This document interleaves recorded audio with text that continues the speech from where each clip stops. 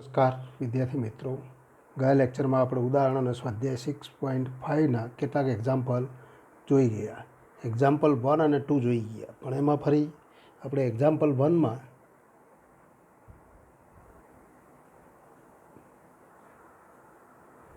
Number 3 જોઈએ, જે આપણે ગણતરી કરી ગયા હતા. ફરી એમાં તો fx ઇક્વલ ટુ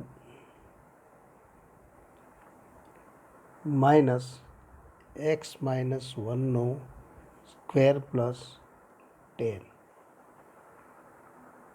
તો વિધેયનું મહત્તમ તથા ન્યૂનતમ મૂલ્ય હોય તો તે શોધો.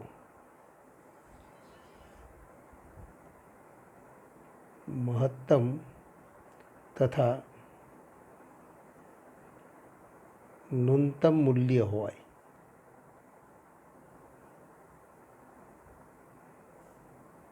તો તે શોધો. જેની ગણતરીમાં આપણે જોઈ ગયા આન્સર કે અહીં fx equal to minus x minus 1નો સ્ક્વેર પ્લસ 10 હતા. તો એક્સ બિલોંગ્સ ટુ આર. તો પ્રત્યેક એક્સ બિલોંગ્સ ટુ આર માટે તો એક્સ માઇનસ 1 પણ તો બિલોંગ્સ ટુ આર થાય, અને ઇમ્પ્લાઇઝ તો એક્સ માઇનસ 1નો સ્ક્વેર તો ગ્રેટર ધેન ઇક્વલ ટુ 0 થાય, અને ઇમ્પ્લાઇઝ માઇનસ એક્સ માઇનસ 1નો square less than equal to 0 થાય.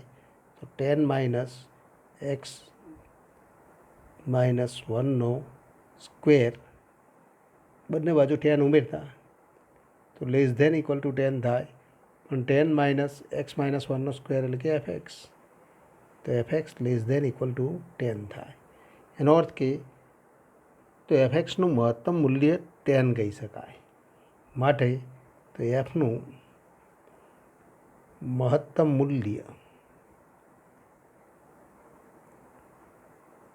10 મળે એમ આપણે કહી શકીએ.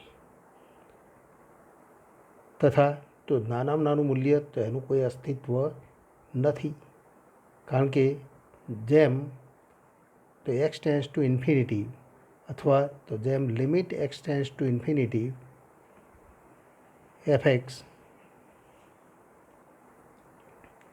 તો એનું મૂલ્ય એક્સ એ કોઈ મોટી અને મોટી સંખ્યા થાય, અને મોટી અને મોટી સંખ્યા લેવામાં આવે તો 10 માઇનસ એક્સ માઇનસ 1નો સ્ક્વેર તો ટેન્સ ટુ તો માઇનસ ઇન્ફિનિટી, અને તો એનું મૂલ્ય માઇનસ ઇન્ફિનિટી મળે. અને x tense to minus infinity FX તો એ પણ તો ટેન્સ ટુ માઇનસ ઇન્ફિનિટી એટલે કે તો ટેન્સ ટુ માઇનસ ઇન્ફિનિટી અથવા ઇક્વલ ટુ માઇનસ ઇન્ફિનિટી લખી શકાય. અને માટે આપણે કહી શકીએ કે વિધેયનું તો માટે તો એફનું ન્યૂનતમ મૂલ્ય ન મળે અથવા અસ્તિત્વ ધરાવતું નથી.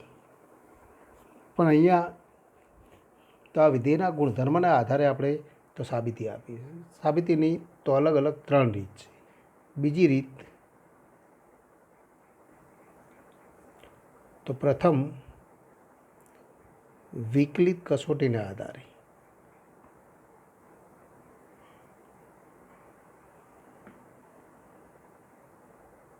તો પ્રથમ વિકલિત કસોટીથી સાબિતી કેવી રીતે આપી શકાય, તો એના માટે પણ આપણે ગણતરી જોઈએ કે પ્રથમ વિકલિત કસોટીથી તો આની સાબિતી આપી શકાય કે તો અહીં f x equal to minus x minus 1નો સ્ક્વેર પ્લસ 10, અને આપણે જાણીએ છીએ કે એક્સ ઇક્વલ ટુ 1 માટે એનું આની ન્યૂનતમ મૂલ્ય મળે તો એ તો નિર્ણાયક સંખ્યા આપણે મેળવી દઈશું. તો માટે F dash x equal to તો વિકલન કરીએ તો -2 ટાઈમ્સ એક્સ માઇનસ 1, અને તો માટે તો F dash x equal to 0 implies તો -2 into x minus 1 equal to 0, અને ઇમ્પ્લાઇઝ એક્સ ઇક્વલ ટુ 1. તથા એફ એ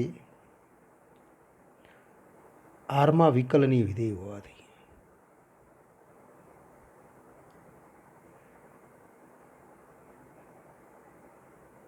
તો આરમાં વિકલનની વિધેય હોવાથી તો આરમાં સતત પણ છે, આરમાં સતત પણ થાય તથા તો આરમાં સતત પણ થાય તથા આપણે કહી શકીએ કે વિકલનની ન હોય એવા કોઈ ઘટક મળે નહીં. તો તથા વિકલનીય ન હોય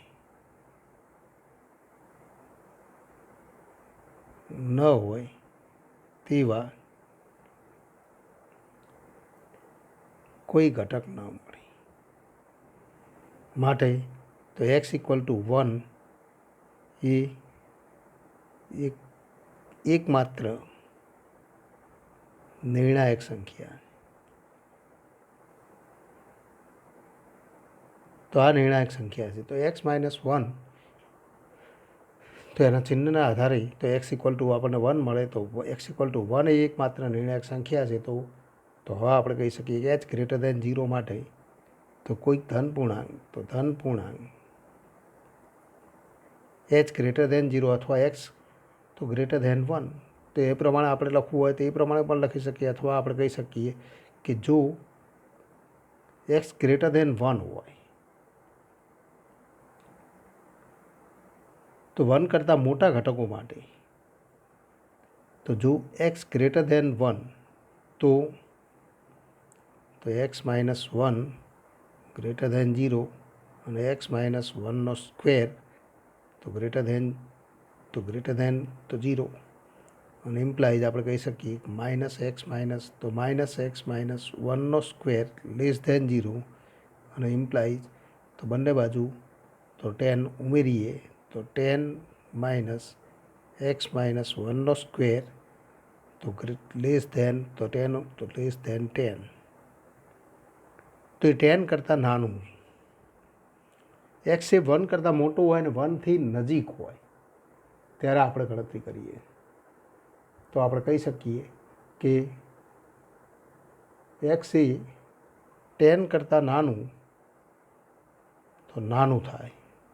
તો 10 કરતાં નાનું થાય તો એવી કિંમત આપણે xની પસંદ કરી શકીએ કે જે તો 0 કરતાં મોટી થાય.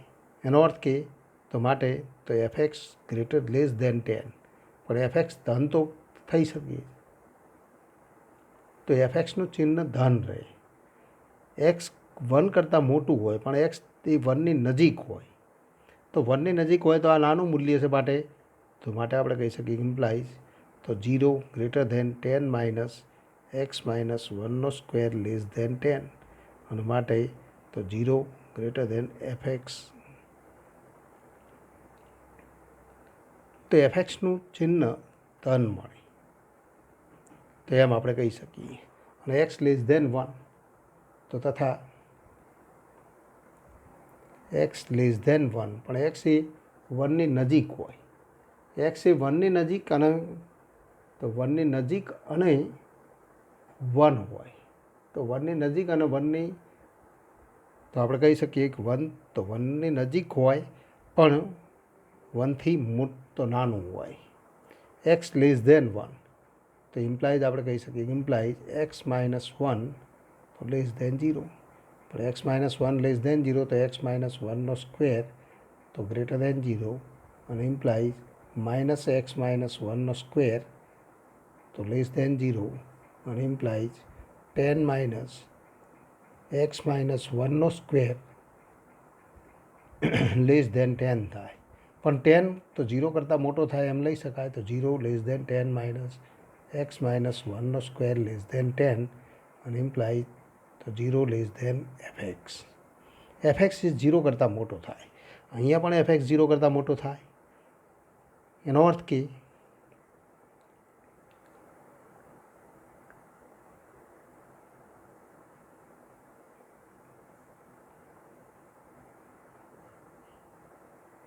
તો અહીંયા આપણે કહી શકીએ કે અહીંયા આપણે વિકલનનું ચિહ્ન પણ મેળવવાનું છે. તો વિકલન માટે આપણે ચિહ્ન મેળવીએ તો અહીંયા તો આપણે તો વિધેયનું મૂલ્ય બંનેમાં ધન થાય તો આપણે કહી શકીએ તથા તો f1 = 10 તો 10 કરતાં નાનું તો fx f10 તો અહીંયા f1 લખી શકાય. fx f1 થાય અને અહીંયા પણ fx લેસ ધેન તો f1. તો વ્યાખ્યાની મદદથી ગણતરી કરવી હોય તો આ રીતે ગણતરી કરી શકાય, fx લેસ ધેન f1.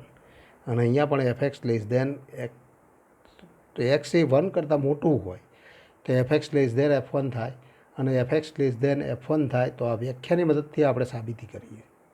પણ વિકલનની મતલબ તો પ્રથમ વિકલિત કસોટીથી ગણતરી કરવી હોય તો આપણે તો પ્રથમ વિકલિત કસોટી નહીં પણ વ્યાખ્યાની રીતે આપણે તો સ્થાનીય મહત્તમ કે ન્યૂનતમ મૂલ્ય નક્કી કરી દીધું. હવે તો અહીંયા આપણે પ્રથમ વિકલિત કસોટી નહીં પણ વ્યાખ્યાની મદદથી તો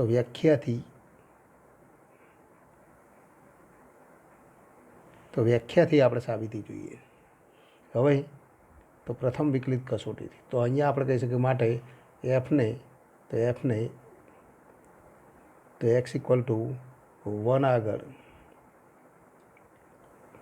તો સ્થાનીય મહત્તમ મૂલ્ય મળે. તો fને x ઇક્વલ ટુ 1 આગળ સ્થાનીય મહત્તમ મૂલ્ય મળે તથા તે f ઓફ 1 અને ઇક્વલ ટુ 10 છે એમ આપણે કહી શકીએ. એ ઉપરાંત તો અગાઉ આપણે જોઈ ગયા એના આધારે આપણે કહી શકીએ કે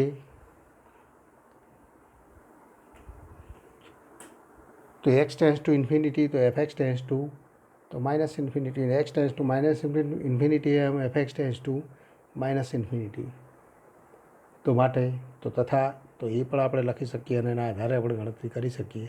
તથા તો લિમિટ x ટેન્સ ટુ તો ઇન્ફિનિટી fx અને ઇક્વલ ટુ માઇનસ ઇન્ફિનિટી, અને તો limit x tends to minus infinity fx અને ઇક્વલ ટુ પણ માઇનસ ઇન્ફિનિટી.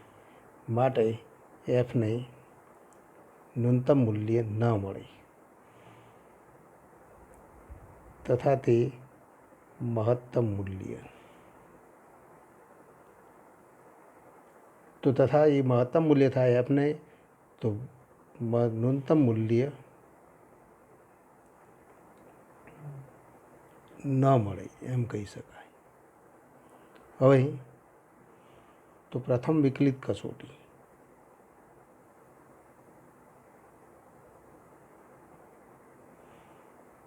તો પ્રથમ વિકલિત કસોટીથી સાબિતી આપીએ તો fx equal to minus x minus 1નો સ્ક્વેર પ્લસ 10 હતા તો f ડેશ x અને ઇક્વલ ટુ તો -2 ટાઈમ્સ x માઇનસ 1. અને માટે આપણે કહી શકીએ કે તો x ઇક્વલ ટુ તો તથા f dash x equal to 0 implies તો x ઇક્વલ ટુ 1 તથા f એ આરમાં વિકલનીય.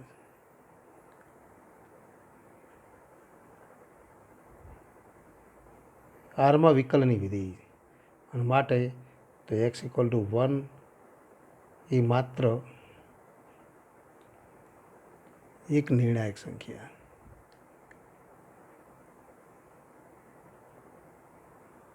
કારણ કે વિધેયનો પ્રદેશગણ R છે જેના અંત્ય બિંદુઓ નથી તો માટે x ઇક્વલ ટુ 1 એક માત્ર તો નિર્ણાયક સંખ્યા. તથા આપણે કહી શકીએ તથા x ગ્રેટર ધેન 1 તો જો x એ 1 કરતાં મોટું હોય તો તથા જો x ગ્રેટર ધેન 1 તો implies x minus 1 greater than 0 અને ઇમ્પ્લાઇઝ -2 ઇન્ટુ x માઇનસ 1 તો લેસ ધેન 0 -2 વડે ગુણતા તો માટે આપણે કહી શકીએ f dash x less than 0. એટલે કે x 1 કરતાં મોટું હોય ત્યારે વિધેય fનું તો વિકલનનું ચિહ્ન ઋણ, અને જો x લેસ ધેન 1 તો ઇમ્પ્લાઇઝ તો x માઇનસ 1 લેસ ધેન 0 અને ઇમ્પ્લાઇઝ -2 ઇન્ટુ x માઇનસ 1 તો માઇનસ ઋણ સંખ્યા વડે ગુણતા ગ્રેટર ધેન 0 થાય અને ઇમ્પ્લાઇઝ આપણે કહી શકીએ f ડેશ x તો ગ્રેટર ધેન 0. આમ તો x એ 1 કરતાં નાનું હોય અને 1 કરતાં મોટું તો 1 કરતાં નાનું હોય ત્યારે ધન તો 1 કરતાં મોટું હોય ત્યારે ઋણ થાય છે. માટે વિધેય f એ एक्स इक्वल टू तो विधेय एफ तो f dash x e x equal to 1 આગળ તો ધનમાંથી ઋણ થાય તો ઋણ થાય ધનમાંથી ઋણ થાય છે માટે આપણે કહી શકીએ તેથી વિધેય એફને एक्स इक्वल टू 1 આગળ સ્થાનીય કયું મૂલ્ય મળે તો મહત્તમ મૂલ્ય મળે તથા એફ ही आर पर व्याख्यायित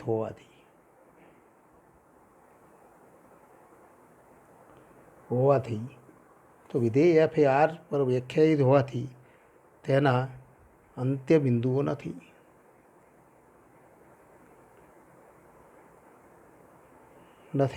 अने माटे आपणे कही सकीए माटे एफ ने एक्स इक्वल टू 1 આગળ तो अंत्य बिंदु होय तो विधेय एफ ने अंत्य बिंदुओ अथवा निर्णायक संख्याओं के एवी निर्णायक संख्याओं के जेना આગળ स्थानीय महत्तम के न्यूनतम मूल्य मळे ए पैकी तो कोई एक संख्या આગળ विधेय एफ ने तो वैश्विक के निरपेक्ष महत्तम के न्यूनतम मूल्य મળે પણ અહીંયા તો एक्स इक्वल टू 1 આગળ तो मात्र एक ज निर्णायक संख्या मળી જેના આગળ स्थानीय महत्तम मूल्य મળે છે માટે આપણે કહી શકીએ एफ ने एक्स इक्वल टू 1 આગળ तो 1 આગળ तो वैश्विक महत्तम मूल्य પણ મળે એટલે કે તો આગળ महत्तम अथवा वैश्विक महत्तम मूल्य મળે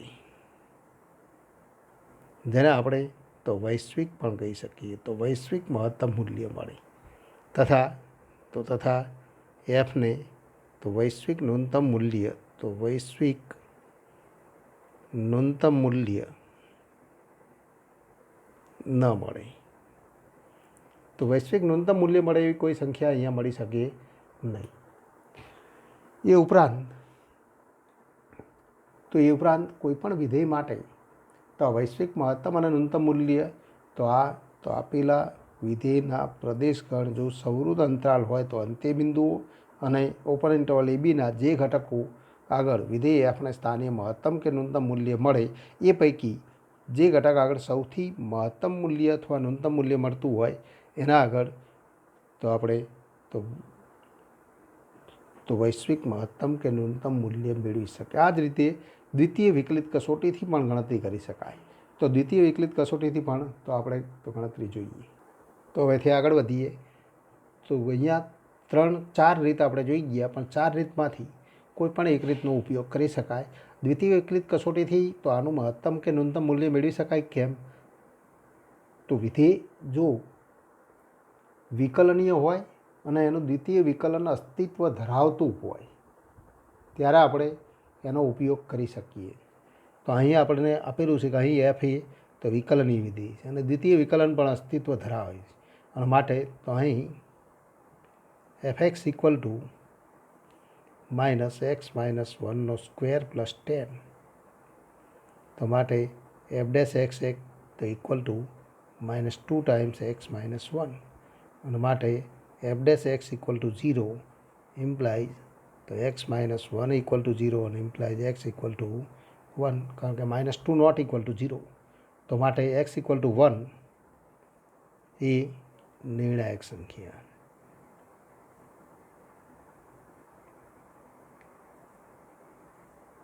तथा एफ ए विकलनीय होवाथी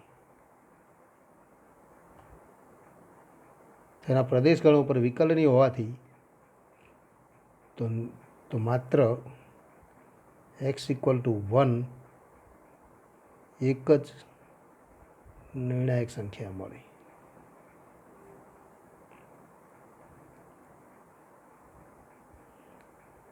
तथा एफ डबल डैश एक्स तो द्वितीय विकलन मेळवी तो एफ डबल डैश एक्स तो द्वितीय विकलन तो आनुं फरी विकलन करो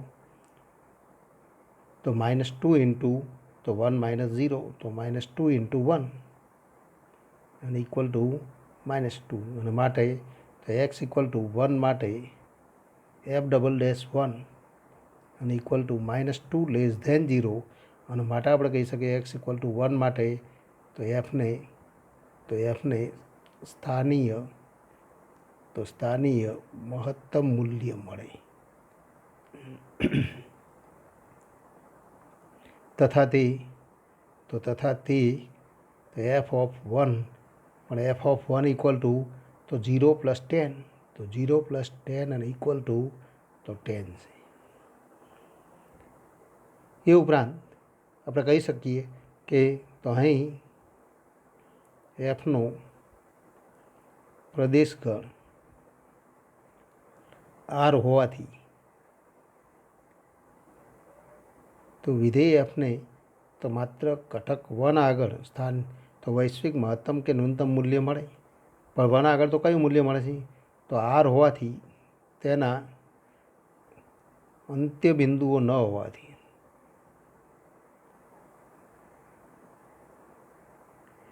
તેથી એફનું વૈશ્વિક મહત્તમ મૂલ્ય અને ઇક્વલ ટુ 10. હવે વૈશ્વિક ન્યૂનતમ મૂલ્ય તો અસ્તિત્વ ધરાવતું નથી, કારણ કે ઓપન ઇન્ટરવલ એ બી અથવા આર જેવા ગણમાં વૈશ્વિક ન્યૂનતમ મૂલ્ય ન મળે તથા એફને તો વૈશ્વિક ન્યૂનતમ મૂલ્ય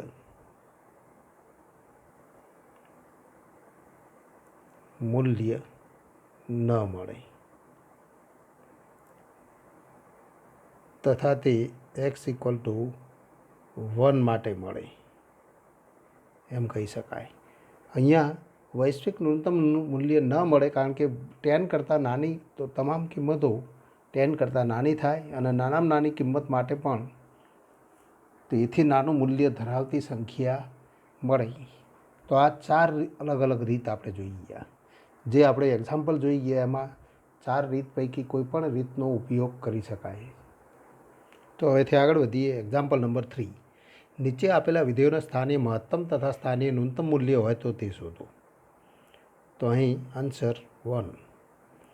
તો અહીં fx ઇક્વલ ટુ એક્સનો વર્ગ માટે f dash x equal to તો 2x અને f dash x equal two 2x તો f dash x equal to 0 તો f dash x equal to 0 અને ઇમ્પ્લાઇઝ તો x ઇક્વલ ટુ 0 તથા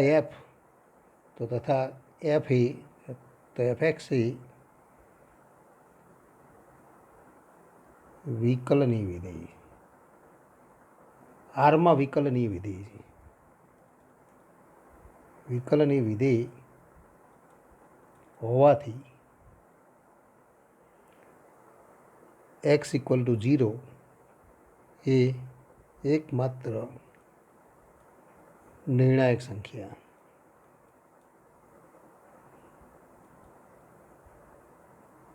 અને એકમાત્ર નિર્ણાયક સંખ્યા છે તથા એફ ડબલ ડેશ એક્સ તો એફ ડબલ ડેશ એક્સ તો એફ ડેશ એક્સ આપણે મેળવેલા છીએ. અહીંયા આપણે તો કિંમત મેળવી શકીએ F double dash x equal to તો 2 તો માટે F double dash x equal to f double dash 0 અને ઇક્વલ ટુ 2 ગ્રેટર ધેન 0 અને માટે આપણે કહી શકીએ માટે તો 0 તો એક્સ ઇક્વલ ટુ 0 આગળ એફને તો વિધેય એફને કયું મૂલ્ય મળશે? તો દ્વિતીય વિકલન તો ધન છે અને તો દ્વિતીય વિકલન ધન હોય તો એફને તો એક્સ ઇક્વલ ટુ 0 આગળ સ્થાનીય ન્યૂનતમ મૂલ્ય મળે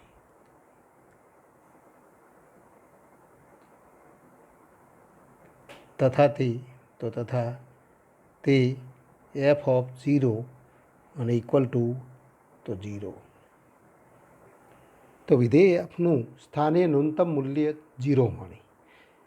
સ્થાનીય મહત્તમ મૂલ્ય મળી શકે એવો કોઈ ઘટક મળી શકે નહીં તથા એફને સ્થાનીય મહત્તમ મૂલ્ય મળે તેવો કોઈ ઘટક ન મળે.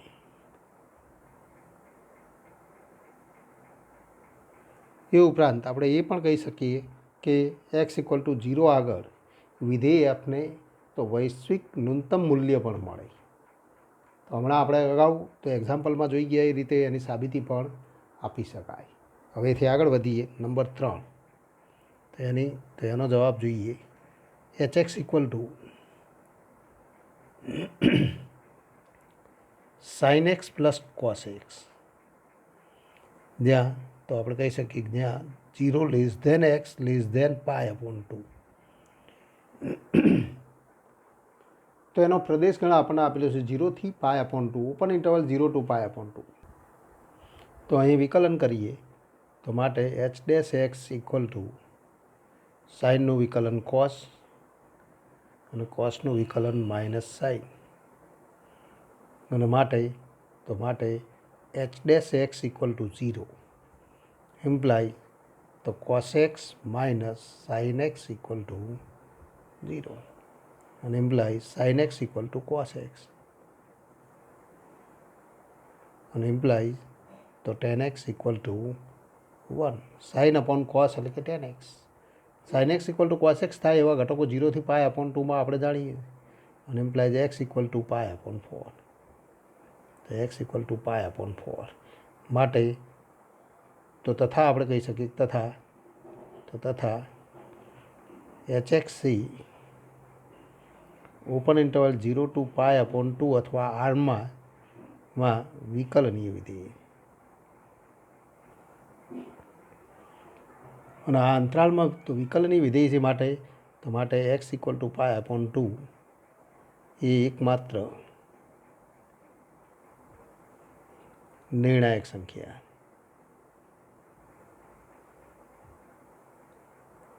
અને એ નિર્ણાયક સંખ્યા છે તથા હવે દ્વિતીય વિકલન મેળવો. hx મેળવેલો હતો તો h'(x) અને ઇક્વલ ટુ તો કોસનું વિકલન -sin, અને સાઇનનું વિકલન તો cos તો -cos x, અને માટે તો તથા તો h' તો π/2 અને ઇક્વલ ટુ -sin π/2 -cos π/2. પણ -sin π/2 એટલે કે -1 અને -cos π/2 એટલે કે 0. તો -1 - 0 અને ઇક્વલ ટુ -1 <0. તો π/2 માટે દ્વિતીય વિકલનનું મૂલ્ય ઋણ થાય, અને દ્વિતીય વિકલનનું મૂલ્ય ઋણ થાય છે માટે આપણે કહી શકીએ માટે તો x = π/2 આગળ એફને તો કયું મૂલ્ય મળે? તો સ્થાનીય મહત્તમ મૂલ્ય મળે. તો સ્થાનીય તો મહત્તમ મૂલ્ય મળે. તો દ્વિતીય વિકલિત કસોટીથી આપણે કહી શકીએ એનું તો સ્થાનીય મહત્તમ મૂલ્ય મળે તથા તે f/π/2 અને ઇક્વલ ટુ sin π/2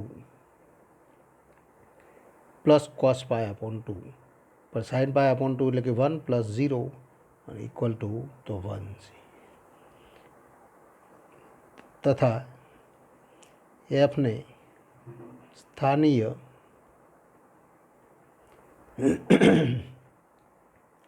ન્યૂનતમ મૂલ્ય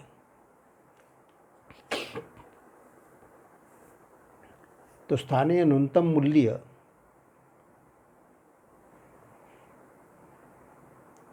મળે તેવો